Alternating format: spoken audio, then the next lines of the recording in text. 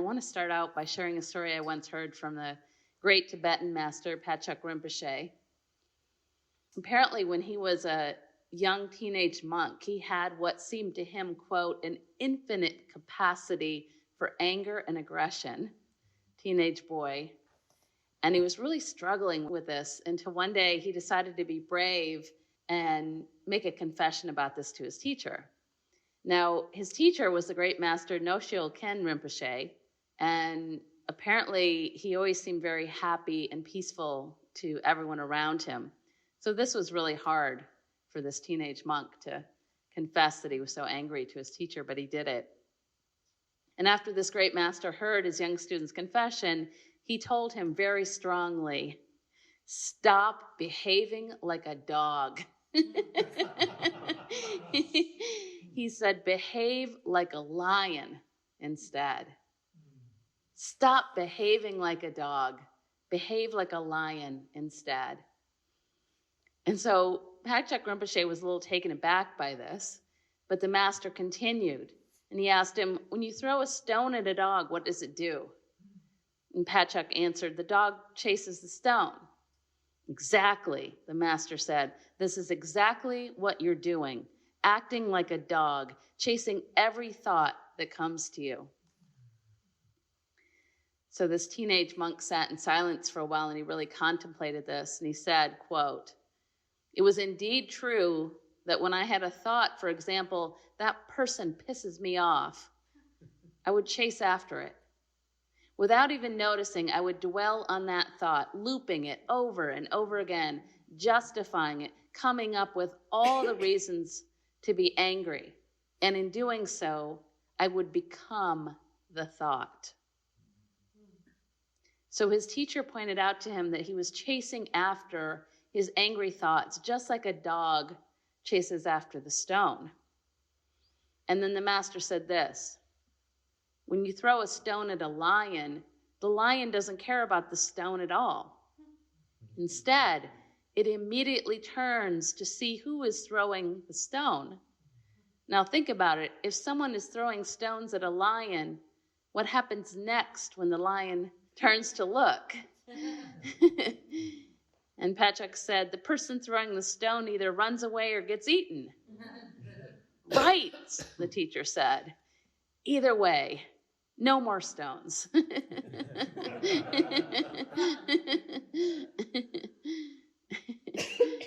So tonight, I hope you can hold on to that teaching of learning to behave like a lion as we dive into this topic of concentration, which again is the 6th of the 7 factors of awakening that we've been exploring in these past few months. The 7 treasures, or the 7 friends, or the Sakta Bhojangas, those profound qualities of mind and heart that are said to lead us to awakening itself as we learn to cultivate these. So concentration, as we all know, is actually threaded through our entire practice. So along with being one of the 7 factors of awakening, you might also recognize it as one of the spokes of the wheel of the Noble Eightfold Path. Right concentration is one of the spokes in the wheel. It's also one of the 5 spiritual faculties. So really important. It might be also helpful to know that the root meaning of the word samadhi, which is concentration, is to bring together, to bring together. So sometimes I like to think of this bringing together as similar to the way that we use the zoom lens on a camera, right? So for instance, maybe we're out walking in the fields and we spot a caterpillar crawling along the edge of a leaf. If we want to get a sharp and close image of it, we're going to need to zoom our camera lens in and just focus on that one thing. So as we're zooming in on this caterpillar, which by the way is still moving, right? What we're doing is temporarily putting the rest of the landscape, if you will, into the background. And in my case, many of you may know I live out in the country on a farm. And, there's fields and trees and cows and lots of other noise, in this farm in the background. And so in our meditation practice, we traditionally begin by doing almost the very same thing with our breath. We gather, zoom in on, bring together our attention and practice keeping our focus on just that one thing, just like the caterpillar that's still moving. The breath is also still moving, right? It's in constant motion. And we can become more and more interested in that, and then the movement and all the variety of colors and different things, the more we pay attention to it. Right? So for instance, just as we're focusing our lens, our camera lens, or maybe our microscope, if you will, on that caterpillar, letting go of everything else that's sort of in the background, we're also getting very fascinated by the caterpillar's colors and textures and different shapes and spots, the way it moves, all its little feet, maybe even its little delicate hairs. We get that close to it, intimate with it. And as we're doing this, the rest of the landscape, if you will, starts to fade into the background. Now, of course, we're still aware of it. We're still aware of the background, but it's not going to let us, it's not going to distract us from that caterpillar. Right? And of course, if we're sitting out in that field long enough, we're going to become distracted by a lot of different things.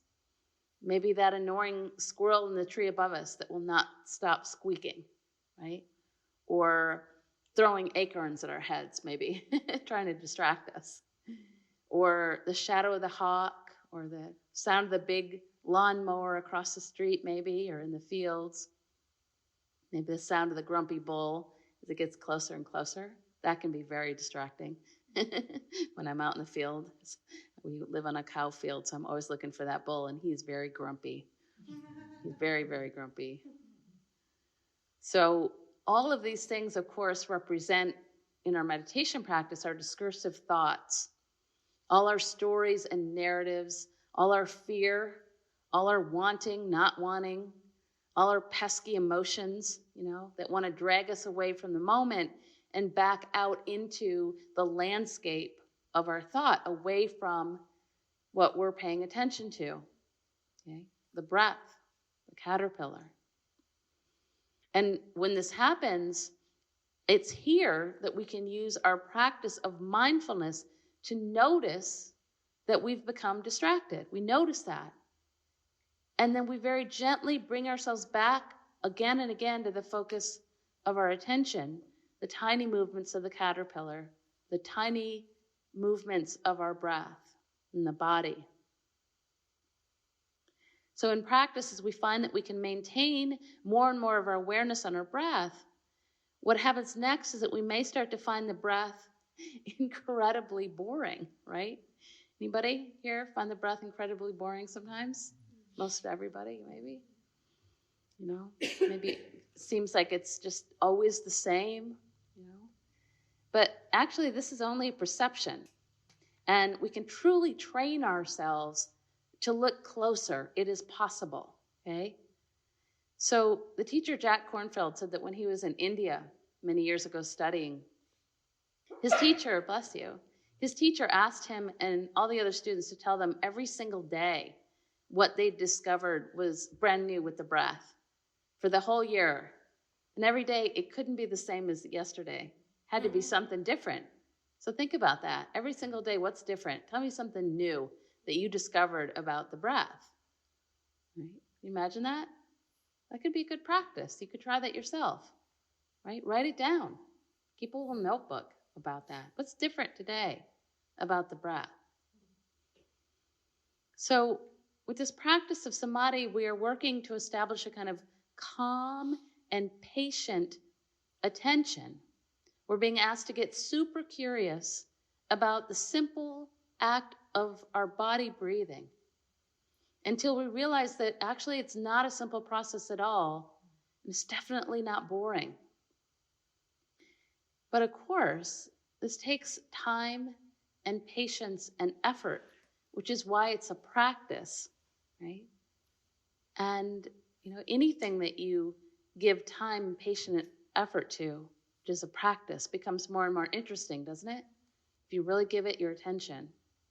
Which is why I encourage people not to give up right away when they think they can't concentrate. We all can do it. Don't give up, So for instance, in the beginning, when we first start to follow and feel the breath in the body, it might only seem like one small movement maybe. Like we may only be able to feel the sensations on the outside of our nose, or maybe, right at the upper lip. Maybe just that simple thing. And we may only be able to do this for 1 second before we're dragged into thought again, right? And then we try again over and over and over and over and over. And after a while, maybe we start to sense the subtle changes in temperature, the coolness and the warmth. And when it changes, maybe from cool to warm. Do you notice that? When's that? There's a shift, right? Maybe with each breath, there's a shift. Can you notice the gentle shift? Notice the flow. Is it always the same flow?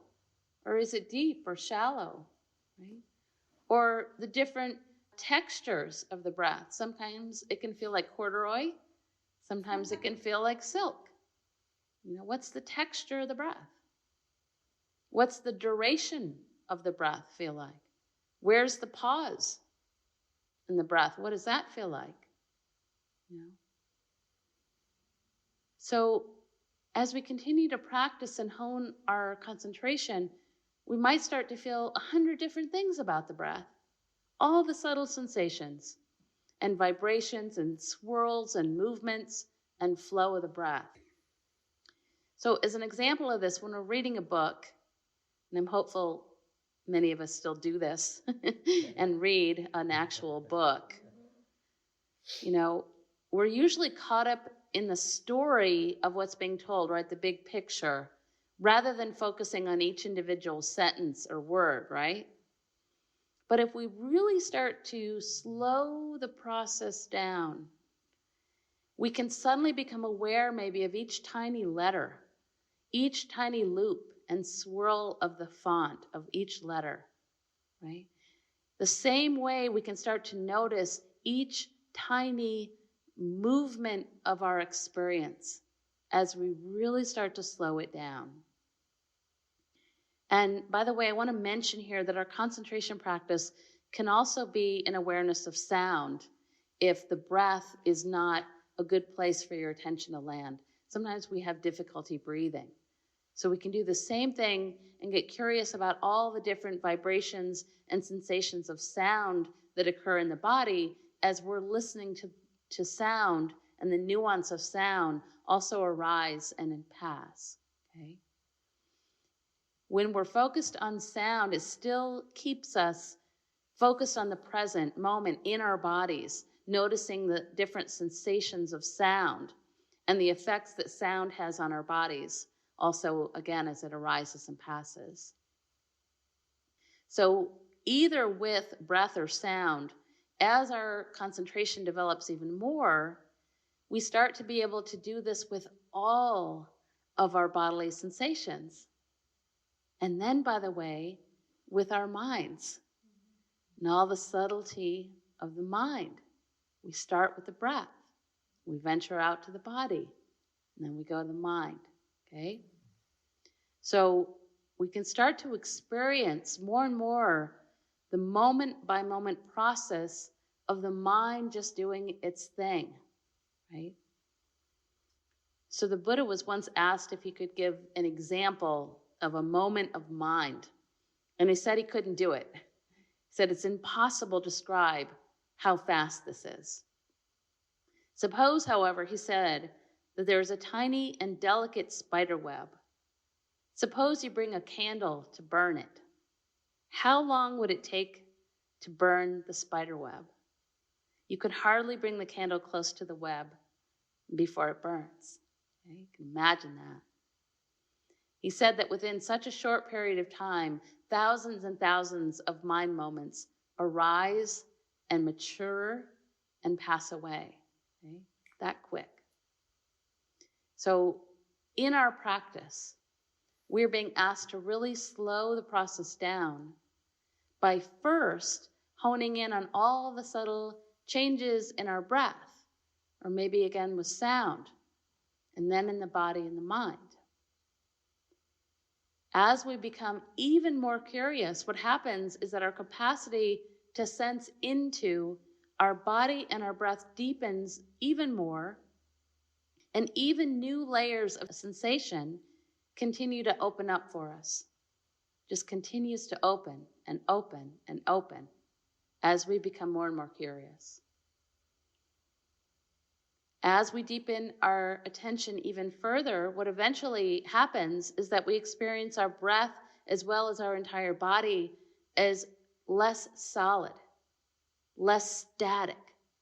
And we start to open up to just pure presence and sensation, just simply experiencing the whole flow of it, okay? And sometimes, interestingly, when this happens, the breath and even the sense of the body can seem to disappear. Anybody experience that? It just goes away. Don't worry about this, we haven't gone anywhere. We still have a body. We're not out of body. We're still sensing everything and present for all of it. Sometimes we can go away, and that can feel like, oh, I lost my breath in my body. But if you've gone away, you're just sleeping. You're dreaming. But if you're fully present and awake and you lose it, that's something different. We're aware of the flow. We're just not attached to a sense of this body or my body. We're not identified with whatever we're experiencing. We are simply experiencing the flow of it without identifying with it. Okay? The late John Daido Lori Roshi, a Soto Zen teacher, said this: samadhi is a state of consciousness that lies beyond waking, dreaming, or deep sleep. It is a slowing down of our mental activity through single-pointed concentration. Okay? So again, it's not dreaming or deep sleep. It's beyond that. So our concentration practice brings us to this wonderful state of just being right here, completely present, right? Without all the clouds that are obscuring this beautiful blue sky of the mind, if you will. And this concentration, this deep presence, is said to bring us great happiness when it is done in a way that is considered wholesome. Okay? And if you recall, wholesome in the Buddhist tradition means free of what are called the hindrances that block us, obstruct us from our practice, from our presence, which, as you may recall, include greed, aversion, restlessness, lust, right? Greed, aversion, lust, restlessness and worry, right? Sloth and torpor. What's the last one? Thank you. Doubt. Yeah, doubt. And I don't have time to go into all of these tonight, but here we are asked to direct our attention in a very specific way with the intention of cultivating a heart and mind that is filled with kindness and compassion, free from thoughts that are attempting to protect or defend or prop up a sense of self. Okay? So just as a for instance, if we're concentrating on something with a sort of evil intent, maybe like a cat concentrates on pouncing on a mouse, it's not going to bring us much happiness in the end if we have evil intent when we're concentrating. And again, the Buddha tells us, pay attention to the mind. It is subtle and difficult to perceive. Thoughts wander wherever they please. The mind, well directed, will bring happiness. The mind, well directed, will bring happiness. And maybe to encourage you even more along this line, as we continue, our concentration practice can often help us to start entering what are called the jhanas, or the bliss states that lead to even more insight. Okay? And I won't go into all of those tonight. It's a little complicated, but I just want to mention the bliss states to encourage you to practice concentration, right? All of that being said, as we've all experienced, trying to concentrate when we're meditating can be incredibly frustrating, especially in the beginning, but also, of course, it just, frustration comes with the territory of practicing. And in fact, nothing in our culture or in our schooling has taught us to steady and calm our attention, has it? You remember that in school? Anything about that? One psychologist has called us a society of attentional spastics. Especially with, the internet these days. Really hard. We're training our minds to not concentrate, aren't we? Right? So basically, not being able to concentrate for long periods is completely normal, especially as we start out. But sometimes, even after a few decades, there are days that we just have busy mind. There's stuff that happens, makes it really difficult to practice and concentrate. When I was teaching many years ago the mindfulness-based stress reduction workshops, I would try to encourage my students by telling them that in the beginning, the program was often called the stress production program. It was really true. Because, as we start to focus on the breath and the body, some space starts to open us up for us to really take a peek, right, into the nature of our minds. When we slow down, finally, and take a look into the nature of our minds. And what happens is that we discover what our minds have been doing all along, mostly without our noticing what our minds are doing. And we start to see that there's a lot of talking, maybe even a lot of arguing in there, right? And it can be like a very loud party in there, in the mind. And most of it just seems totally disjointed. Just one thought on top of another, on top of another, on top of another.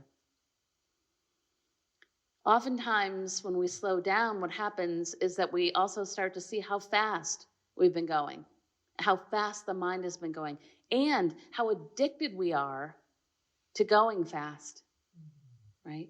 How our minds just want to go and go and go and scroll maybe some more. We also tend to start feeling all the accumulated tension and stress in our bodies, which of course is created by the fast thinking, and all the pain and achiness and tiredness that we've mainly been ignoring, but maybe assuming is just normal. It's just how I live, right? We can also sometimes become very alarmed at how we're talking to ourselves. We start to really see it, right? What we've been saying to ourselves, which isn't always necessarily very kind. A lot of fear in there when we really start to slow down. And then we try to take all of this chaos and we try to control it. And the mind won't have anything to do with it, right? Tends to just wander all over the place. We don't want to be controlled. The great monk, many of you in here know, Bhante Gunaratana Bhante Ji, describes our untrained minds this way. Somewhere in this meditation process, you will come face to face with the sudden and shocking realization that you are completely crazy. Your mind is a shrieking, gibbering madhouse on wheels, barreling pell-mell down the hill, utterly out of control and hopeless. No problem. He says, you are not crazier than you were yesterday. It has always been this way, and you just never noticed.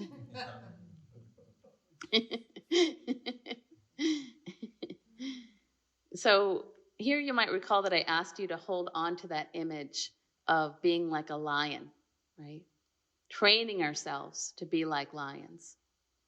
And I'd like to remind us that none of us start out as lions, do we? We all start out as cubs, or maybe as puppies, if you can look at it that way. Has anybody in here ever trained a puppy? Anybody? Everybody? Almost. Who hasn't trained a puppy? Maybe that's a better question. Yeah. So when you set the puppy down and say, stay, does the puppy listen? Does it? No. It jumps out of your hands and it runs all over the house and knocks things down and it goes over to your walls maybe and pees on it, right? or does other things that are really unpleasant in the house. So when we're training a puppy, we have to start over and over and over and over again. And sometimes, of course, it can feel like that puppy will just never get it, right? It's hopeless, or we think it's going to just take too long. But eventually, amazingly, the puppy does learn how to sit. It's kind of amazing. And maybe it learns some other tricks as well, right? So it's a very same way, of course, with our meditation practice. And it's important to note here, just like we're training the puppy, we have to consider very carefully how we're training our minds to concentrate. How are we doing this? So if when we're working to train the mind to focus, when we try to yank our concentration back with maybe irritation and self-judgment, it's just not going to do us a lot of good, right? This doesn't work. St. Francis de Sales explains how we train the mind with kindness and patience this way. He says, bring yourself back to the point quite gently. And even if you do nothing during the whole of your hour, but bring your heart back 1,000 times, though it went away every time you brought it back, your hour would be very well employed. Okay? So the kindness and the compassion actually is more important than you getting the concentration. It's the more important practice. So in the same way, it's important to remember we don't beat the puppy and we don't beat up on ourselves when we're practicing. Concentration practice involves effort and discipline, but is actually never a matter of force. We simply pick that puppy back up again and again. We return and reconnect with the present moment again and again and again. Okay? No matter how long it takes. It's going to take years sometimes, right? Doesn't matter. What's important is that beating ourselves into a kind of submission is never, ever going to lead us to any kind of happiness. Okay? When we're trying to beat ourselves into submission, it's not going to work. The Buddhist nun Pema Chodron once offered a teaching that has stuck with me for a really long time. She said that whenever we notice that the mind has wandered away into the past or the future, when we've been hijacked, if you will, by our thoughts, instead of beating ourselves up for this and saying something like, crap, right? Instead, we could try congratulating ourselves every time we come back. Because what brought us back? What brought us back? Our mindfulness practice, our concentration practice is what brought us back out of the dream of thought. So we might say, yay me, right? Woo, I came back. Instead of saying, oh shit, we say, yay me. So you could try that. After congratulating ourselves, then we re-relax the body. And we spend as much time as we can when we've come back to really get to know the feeling of presence, right? Instead of getting frustrated, we could say, okay, now I'm back. Let me be awake and present right here for as long as I can so I can memorize this before we're drawn away again, because we will be, right? And this is how we train the mind. It's kind of like giving the puppy a cookie, right? We let the puppy enjoy the cookie and remember what it feels like. It's positive reinforcement.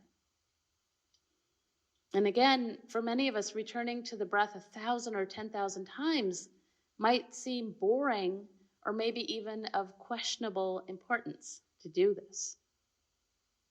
But you might consider how many times during our days are we distracted from the reality of our actual lives, the ones we're actually living. How often are we lost and are losing our lives to the dream of thinking? You can remember that. When you start thinking being present and noticing the breath is boring, you're training yourselves to live more and more and more moments of your life.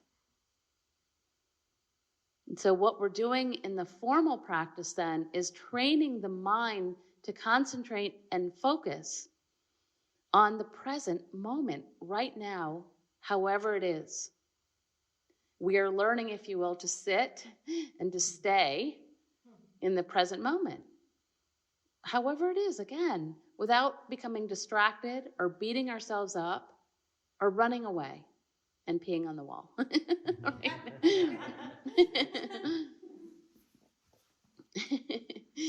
And again, this requires an ocean of patience because our habit of wanting to be somewhere else is so strong, right? We don't want to be in the present moment, actually.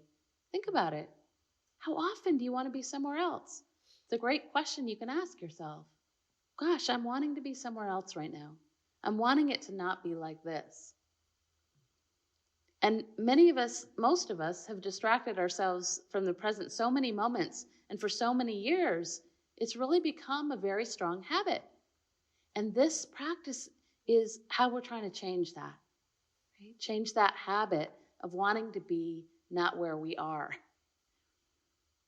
You might notice too that as we're learning concentration, it can sometimes feel like we're always starting over. We're always losing our focus. But you might just consider when this happens, asking yourself, where have I actually gone? Right? So we might recognize that it's only a mood, it's only a thought or a doubt that is swept through, just like a wave. We really haven't gone anywhere if we're just paying attention to that. And as soon as we recognize it, we can just let go and settle back again into the next moment and then the next, realizing more and more that we are that wave, that constant flow, right? We are the ocean, if you will, and we can always and forever begin again, always.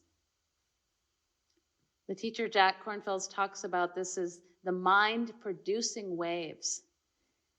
And so with our practice, we can simply acknowledge surf's up, right? Here's a wave of memories from when I was 3 years old, or here's the planning wave, or here's the anger or outrage wave, or here's the fear wave. And then it's time to simply reconnect with the ocean and follow the rhythm of the breath. Okay? The teacher Sharon Salzberg tells us this: the heart of skillful meditation is the ability to let go and begin again over and over. There is no distance to traverse in recollecting our attention. As soon as we realize we have been lost in discursive thought or have lost touch with the chosen contemplation, right in that moment, we can begin again. Nothing has been ruined, and there is no such thing as failing. There is nowhere the attention can wander to, and no duration of distraction from which we cannot completely let go in a moment and begin again. Really encouraging. Nothing has been ruined, and there is no such thing as failing. Yeah. All right, so we have just a little time, so I'm going to invite you into a short practice with me. So you ready? So as you're ready, just letting the eyes gently close and the body settle back.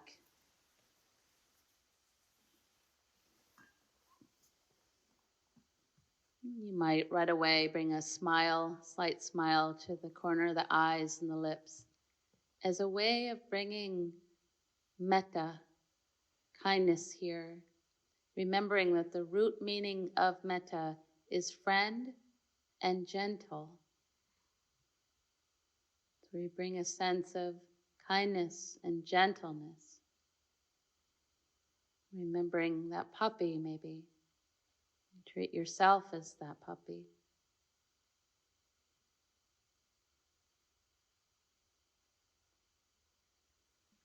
As you're ready, taking a nice drink of air into the body, filling the body, And then a slow exhale, letting go. Maybe a couple of rounds of these on your own to connect with your breath.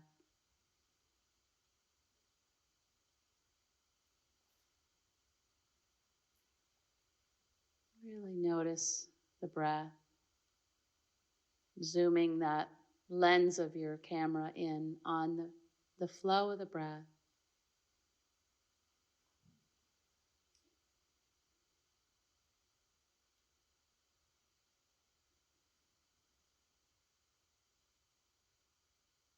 And here you might start to notice right at the nostrils, maybe the temperature of the breath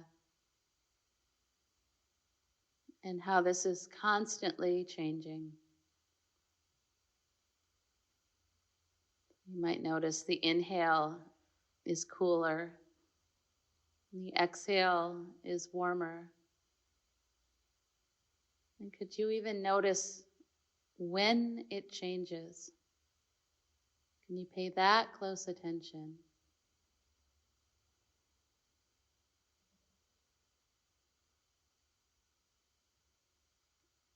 Each exhale, let the shoulders drop, settle the body as you notice, watch the breath, experience the breath.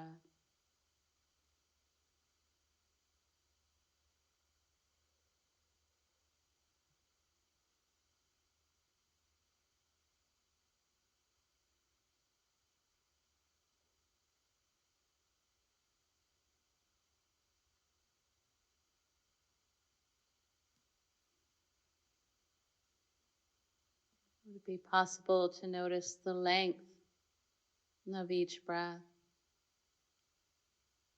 Each inhale, each exhale.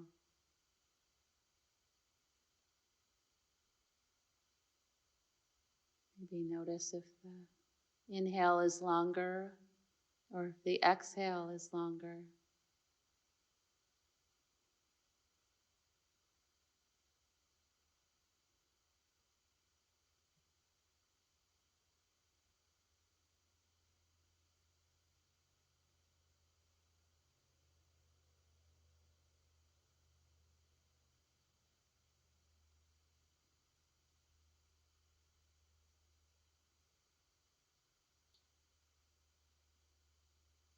And you notice the texture of the breath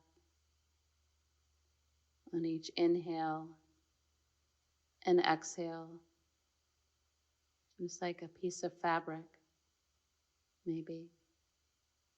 And does it change from the inhale and the exhale?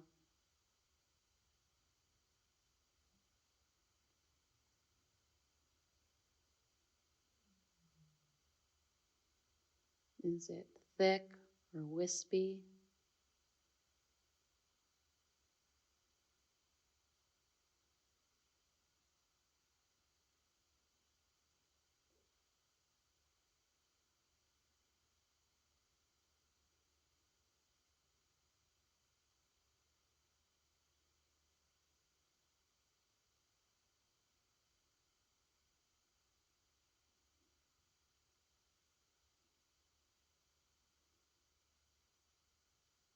Are there swirls of breath, tingles, echoes?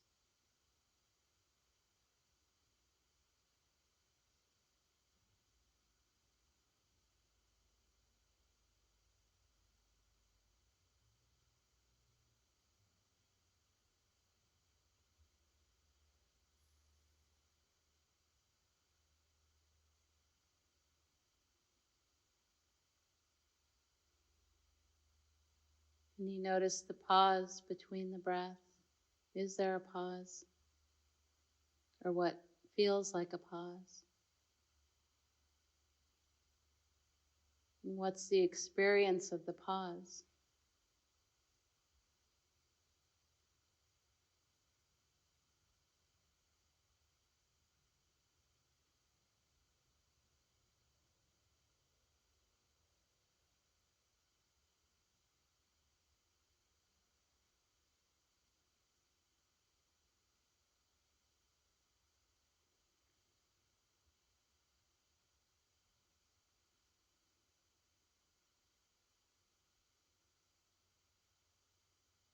How does the breath feel? It's just starting.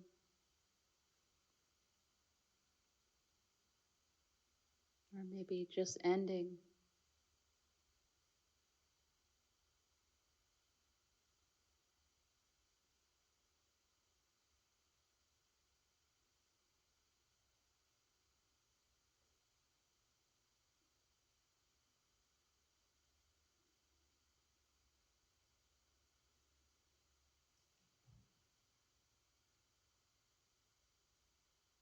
You might even consider how might the breath right now be a reflection of your mood.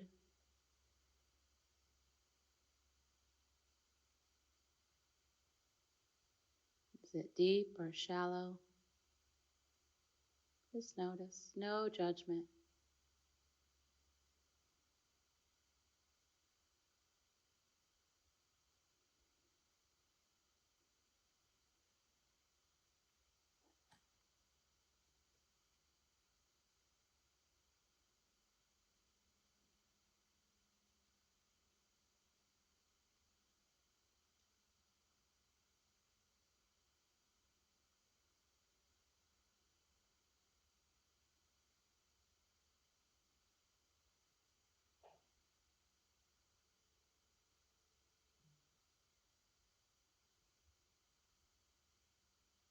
Noticing the quality of the mind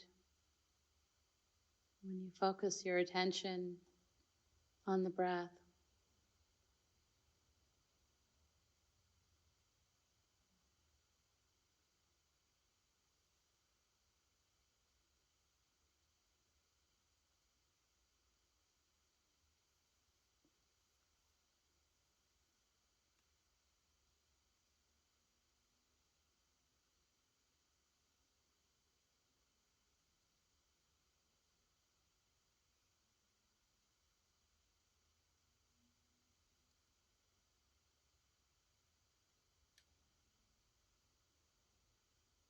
Finally, with the eyes still closed, listening to these words from Danusha Lamiris.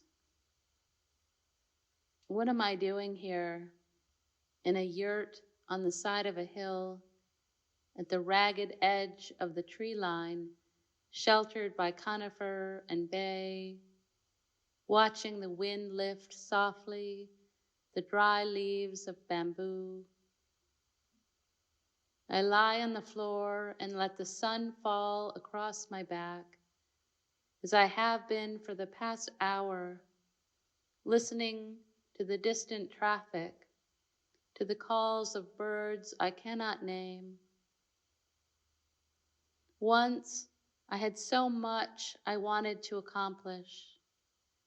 Now all I know is that I want to get closer to it, to the rocky slope, the orange petals of the nasturtium adorning the fence, the wind's sudden breath. Close enough that I can almost feel at night the slight pressure of the stars against my skin. Isn't this what the mystics meant when they spoke of forsaking the world? Not to turn our backs to it, only to its elaborate plots, its complicated pleasures, in favor of the pine's long shadow, the slow song of the grass. I am always forgetting and remembering and forgetting. I want to leave something here in the rough dirt, a twig, a small stone, perhaps this poem, a reminder to begin again by listening carefully with the body's rapt attention. Remember to this, to this.